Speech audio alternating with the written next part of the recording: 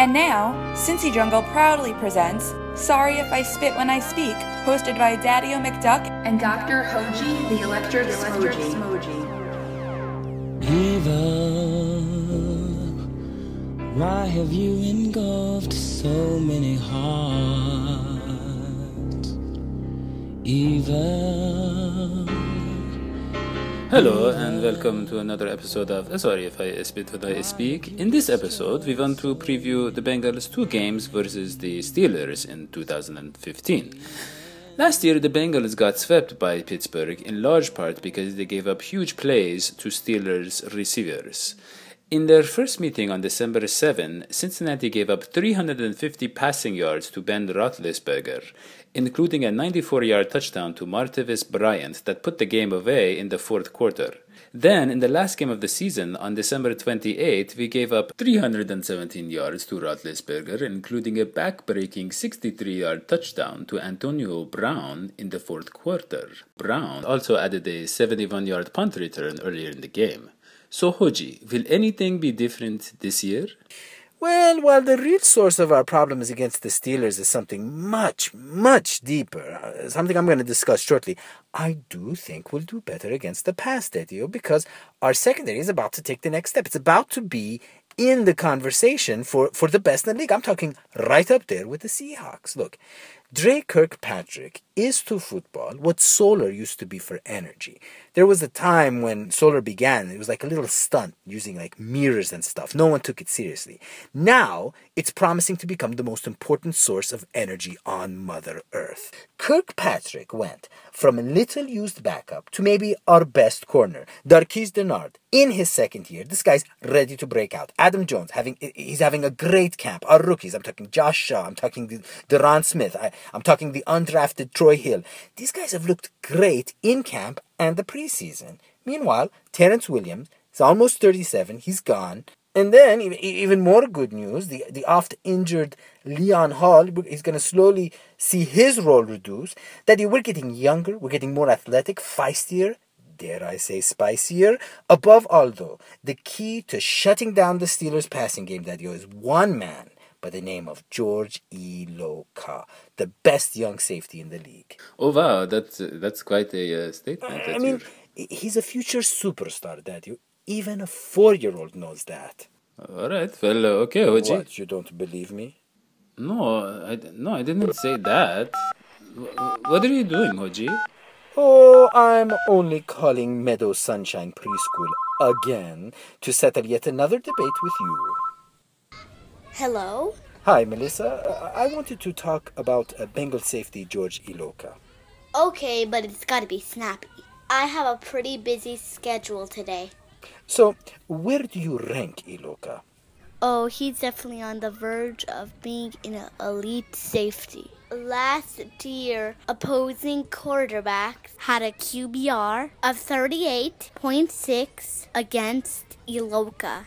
That's right, I didn't stutter, and they completed a measly 46.25 of their passes against him. Those are Tebow numbers. Melissa, this is Daddy-O here. So, do you think that Iloka will help us limit the Steelers' big plays this year? Look, guys, I'm kind of in the middle of a game of chutes and ladders. But this was nice. We should do it again sometime. No, hold on, Melissa. Just can you answer? Oh, man. See what I mean? But Daddy, to really figure out how to beat the Steelers, we have to go beyond matchups. We gotta go beyond stats. We have to question the source of pure evil. From where does pure evil come, Daddy-O? The real question we should all be asking is, are the Steelers an asteroid UFO cult? As our fans know, the Steelers represent all that is diabolical in the world. Years ago, I had the now infamous run-in with a Steelers fan at the men's restroom at Paul Brown Stadium. That needs no discussion. What's more, the history of anti-Bengalism among the Steelers, it's simply appalling. Perhaps the worst case of this was when Kevin Huber, our own delicate but classy punter, was blindsided by a herd of Steelers and left with a broken jaw. Ouch, I feel for that man. Recent evidence suggests, recent classified evidence, that there may be more to the pure evil of the Steelers than the fact that they have all been born under malevolent astrological signs, which of course they have. To clarify, by evidence, by the way, I mean conjecture. You see, I was staring for hours at the Steelers logo on my plastic surgeon's ceiling. I'm embarrassed to say that I have actually stooped so low as to have a Steelers fan as a surgeon. I mean, I'm 58 years old. It's not easy looking this good.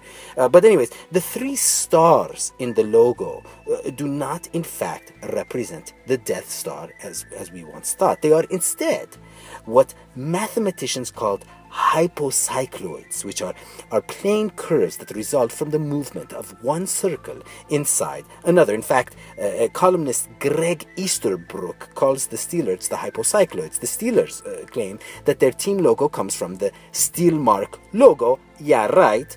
Don't buy that for an instant. Rather, the 3 asteroids seem to represent a portal through which Ben Ruthless Boogers and the gang plan to transport themselves after their next Super Bowl win. They hope that win, based on calculations observed using the coordinates of those stars, will occur roughly between February 6th and February 8th in the year 2016. I have to refer our audience to star charts and rune tables for more details. But please, people, we have to stop this from happening. And about the Bengals, well, their destiny is not in some crystal ball off somewhere, but it's in their own stripy paws. If the Bengals want to do well against the Steelers this year, the fast-rising secondary, it's not going to be enough, Daddy. It's not going to be enough. They also need to cave in and follow the instructions as per the now 22 letters I have written to Mike Brown himself. I mean, is $200,000 per year for a team astrologer and shaman too much to ask? I mean, really, is that too much? I don't think so. Yeah, well, that was a very interesting theory provided by Dr. Hoji, the Electric Smoji, and that is all we have for this episode of Sorry If I Spit When I Speak. Have a great day.